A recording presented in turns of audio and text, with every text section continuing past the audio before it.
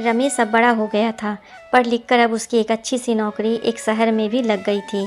कुछ दिनों के बाद उसके माँ बाप ने उसकी शादी एक सुंदर और सुशील लड़की से करा दिया, जो कि वह भी नौकरी करती थी।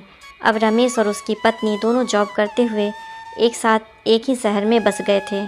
कुछ दिनों के पश्चात रमेश के पिताजी भी अब इस दुनिया को छोड़कर चले गए, जिसके बाद उसकी माँ एकदम अकेली सी हो गई थी। जिसके कुछ दिनों बाद रमेश अपनी माँ को अपने साथ रहने के लिए शहर ले आया। जिसके बाद शहर में आकर रमेश की माँ खुद को एकदम अकेले पाती थी। इस तरह उन्हें भी अच्छा नहीं लगता था, लेकिन एक माँ अपने बेटे की हमेशा खुशी ही चाहती है। सो धीरे धीरे वह शहर में रहना भी सीख गई थी। लेकिन रमेश और उसकी पत्नी हमेशा अपनी माँ को समझाते रहते थे कि ऐसा मत करो, ये मत करो। मतलब कि वे अपनी माँ को गांव की एक तरह से गंवार ही समझते थे, लेकिन माँ की दिल तो हमेशा अपने बच्चों के लिए बड़ा ही होता है। सो वे सभी बातें चुपचाप सुनकर हाँ में हाँ मिलाकर रह जाती थी। एक दिन की बात है, सुबह रमेश की पत्नी को ऑफिस जल्दी जाना था। सो वह सब कुछ जल्दी से तैयार करके रमेश का खाना पैक करके ऑफिस चली गई। फिर उसके बाद रमेश भी जल्दी जल्दी तैयार होकर ऑफिस निकल गया था।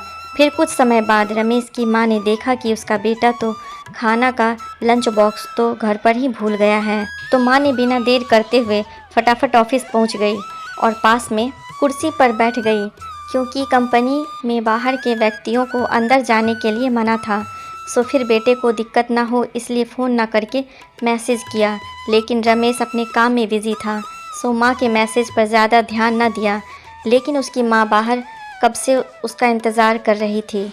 इस तरह कई घंटे बीत गया और इस बीच कई मैसेज भी किया, लेकिन रमेश का कोई उत्तर नहीं आ रहा था।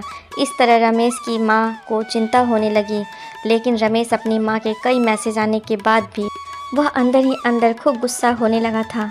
आज तो उसने तय कर लिया था कि आज घर जाकर माँ को खूब अच्छे तरह से समझा देगा कि यह उसका गांव नहीं है जो कुछ भी मनमानी करती रहेगी। और इस तरह शाम हो गया।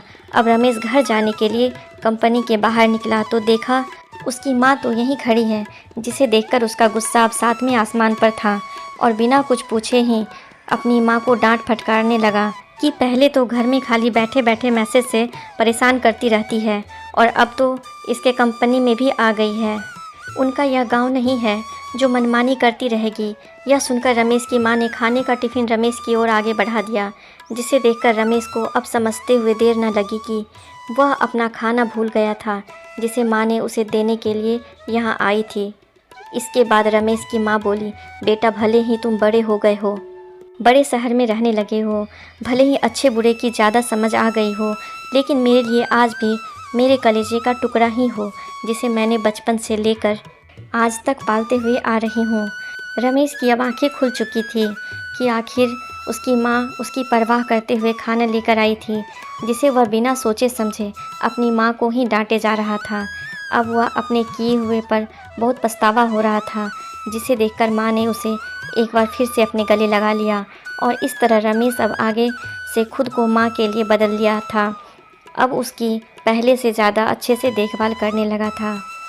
इसके बाद माँ को अब शहर भी अच्छा लगने लगा था, क्योंकि अब उसका बेटा फिर से उसे मिल गया था। दोस्तों, इस कहानी से यही शिक्षा मिलती है कि एक तरफ जहाँ हम पढ़ लिख कर खुद को ज़्यादा ही समझदार समझने लगते हैं, जिससे जाने अनजाने में माता पिता की बातों को गलत साबित करने में लग जाते हैं, लेकिन हम सभी यह भूल जाते हैं कि जिस माँ बाप ने अपने बच्चों की खुशियों के लिए अपनी खुशियों तक का त्याग कर दिया हो, वो भला माँ बाप अपने बच्चों का कैसे बुरा कर सकते हैं।